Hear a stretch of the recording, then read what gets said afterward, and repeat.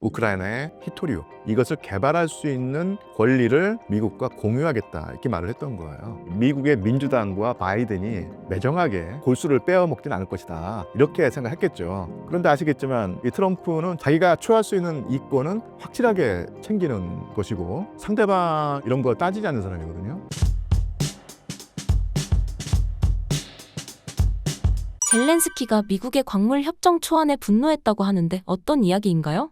외신 기사를 한번 복기를 해보면 지금으로부터 1년 전에 미국의 바이든 행정부일 때 이 젤렌스키 대통령이 전쟁 초기와는 달리 미국의 지원이 약간 미온적이 되고 충분히 이루어지고 있지 않다고 판단을 하고 더더군다나 그 전황이 우크라이나에 불리하게 되면서 미국과 서방에서도 속으로는 이 우크라이나가 과연 이길 수 있을까라는 회의감이 조성되는 분위기였죠. 거기에 초조감을 느껴서 젤렌스키가 미국을 방문합니다. 그래서 그때 갈 때 두툼한 서류 하나를 가지고 갔어요. 그게 뭐냐면 승리 계획이었습니다. 그래서 우크라이나에 계속 지원을 해주면 이렇게 해서 군사력을 더 키워서 러시아에게 저항하고 반격을 해서 전쟁을 승리로 이끌겠다 이런 얘기였거든요. 근데 도와달라는 입장이니까 도움을 받으면서 뭔가 좀 보답을 해야 될 거 아니에요. 그 보답이 하나가 뭐였냐면 우크라이나의 히토리오 광물 자원이 많으니 이것을 개발할 수 있는 권리를 미국과 공유하겠다 이렇게 말을 했던 거예요.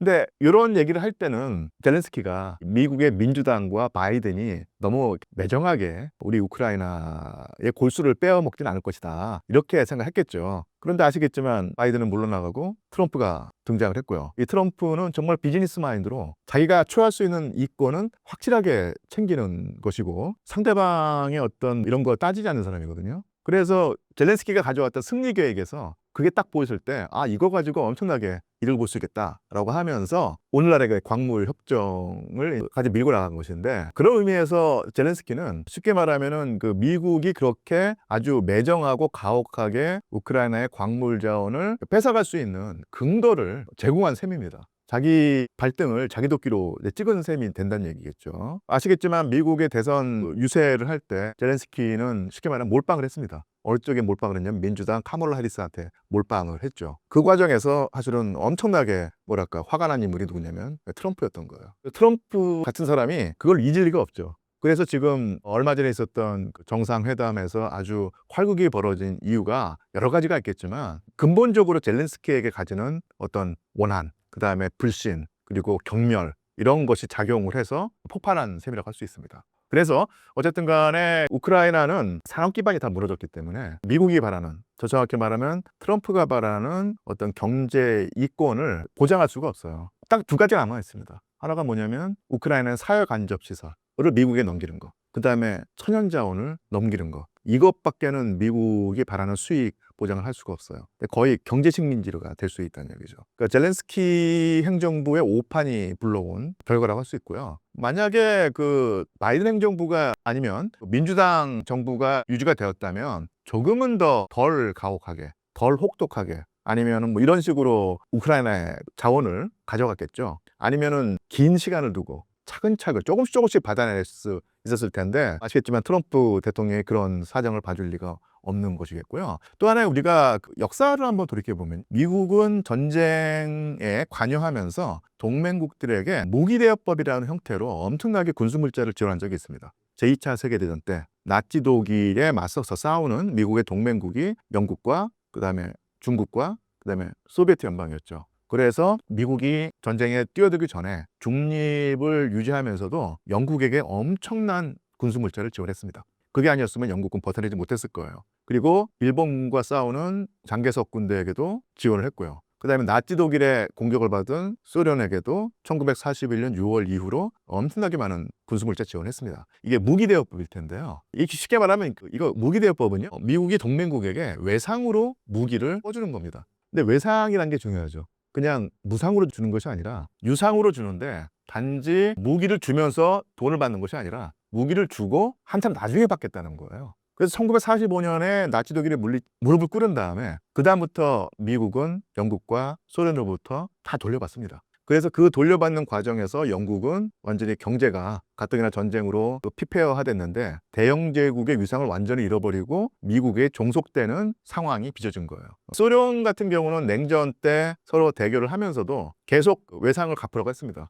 근데 소련 같은 경우도 여러 가지 이유에서 그 외상을 갚지 않으려고 하다가 결국은 계속 갚았고요. 2007년도에 맨 마지막 변제를 했어요. 1941년부터 1945년 동안에 받았던 외상을 2007년도에 다 갚은 셈인데 2007년도에 맨 마지막 변제를 했던 인물이 바로 푸틴 대통령입니다. 그래서 미국은 지금까지 지난 3년 동안에 무기대여법이라는 법안을 통해서 우크라이나에게 천문학적인 지원을 해줬는데 이것은 무상원조가 아니었다. 외상이었고요. 그 외상을 받아내는 상황에서 등장한 인물이 트럼프였고 트럼프 같은 경우는 유예기간을 준다든지 탕감한다든지 이런 거 없이 100을 주었다고 하면 120, 130을 받아내려고 하겠죠. 턱까지 붙여가지고 이런 입장입니다. 예.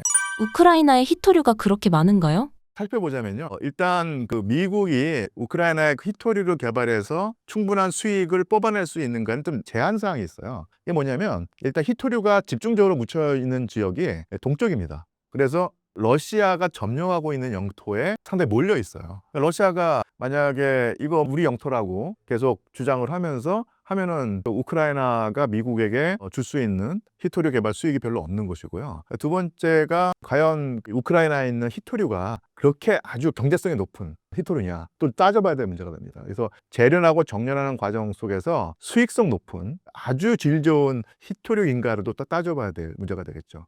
또 하나가 문제가 되는 건 뭐냐면요. 일단 우크라이나입니다. 왜냐하면 히토류를 개발하면서 채굴을 하면서 엄청나게 환경오염이 이루어진다고 하는데요. 우크라이나의 가장 경쟁력 있는 산업 분야가 역시 농업이겠죠. 광활한 지대에 아주 기름진 흙이 있고 지리교과서에 나올 정도로 흑토지대라고 하는 나올 정도로 농업 생산성이 뛰어난 토양인데 이게 히토류 개발로 오염되면 우크라이나에게 남은 마지막 경쟁력 있는 산업이었던 농업이 엄청나게 큰 타격을 받을 수 있는 거예요. 그래서 이런 식으로 우크라이나 히토류 개발에 연관된 난관 그리고 불이익이 존재한다고 할 수 있습니다.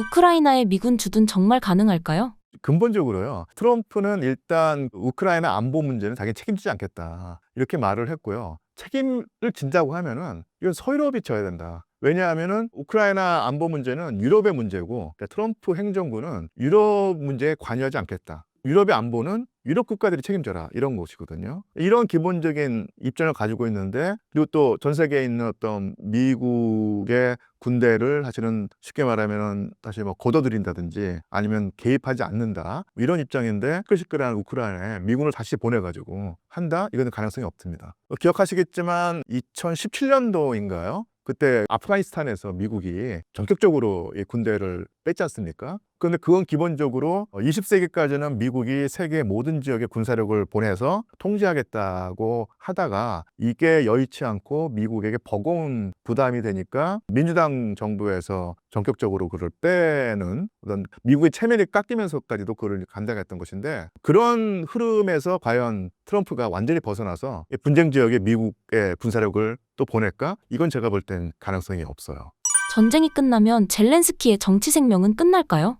2024년 5월에 대통령 선거를 치러야 했습니다. 그런데 그 젤렌스키 대통령이 전시 상황이고 계엄령 상황이기 때문에 정상적인 선거를 치를 수 없다고 하면서 헌법에 규정된 대통령 선거를 유예하고 1년 동안 유예를 했어요. 계엄령 상태를 유지했죠. 그때 미국과 서방 같은 경우는 좀 뭐랄까 젤렌스키의 이용 가치가 있기 때문에 그것을 묵인해뒀다고 할 수 있습니다. 반면에 러시아 푸틴 대통령 같은 경우는 상당히 비판적이고 냉소적이었죠. 그러면서 2024년도에 그 젤렌스키 정부를 언급하면서 푸틴이 뭐라고 하면 좀비 정권이라고 했어요. 죽었는데 죽지 않았다는 얘기죠. 그래서 이 젤렌스키를 기본적으로 불신하고 상당히 혐오하는 사람이 푸틴인데 협상장에 앉게 됐을 때 젤렌스키가 나오겠죠. 젤렌스키가 너는 과연 우크라이나를 대표하는 대통령이냐. 선거도 안 치르고 계엄 상태에서 정권의 유지를 하고 있는데 당신이 우크라이나를 대표할 수 있는 사람으로 우리는 인정할 수 없다고 그런 식의 어떤 입장까지 보였거든요.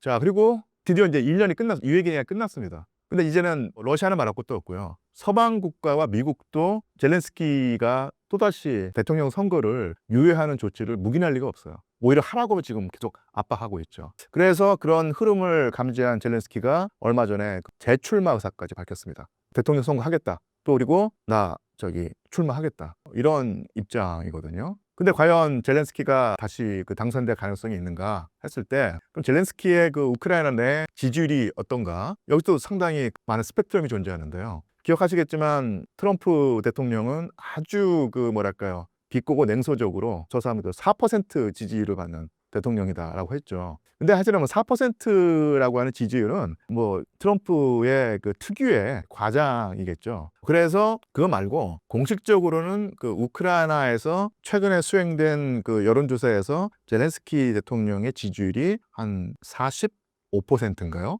그 정도가 나왔습니다. 근데 이것도 또 생각해 볼 수 있겠죠. 과연 그 45%가 우크라이나의 진실된 여론을 반영하는 것일까? 아무래도 과장이 좀 있겠죠. 그래서 아마 그 4%와 45% 안팎고 중간 어디쯤에 있을 텐데 그냥 한번 뇌피셜을 동원하면 한 20%는 넘을 것 같고요. 그렇다고 해서 30%를 돌파할까? 그렇진 않을 것 같습니다. 그래서 전반적으로는 상당히 낮은 것이고요. 그리고 지금 우크라이나 국민들에게 다음 대통령으로 누구를 선택하겠느냐 물어보면요. 젤렌스키가 나오긴 하지만 대안도 존재해요. 그게 잘루지니 총사령관이었습니다. 그래서 전쟁을 수행하면서 잘루지니가 우크라이나인들의 희망으로 떠오르면서 군인이지만 사실은 상당히 뭐랄까요 지지율이 높았거든요. 그래서 젤렌스키가 어떤 행동을 취했냐면 잘루지니를 해임하고 저 멀리 영국의 외교관으로 보내버렸습니다. 그것은 자기의 권력에 도전할 수 있는 정치 라이벌이었기 때문에 미연에 그 싹을 자른 건데 그 사이에 그 젤렌스키의 지지율은 계속 하락했고 대안으로 급부상한 사람이 잘루진이었어요.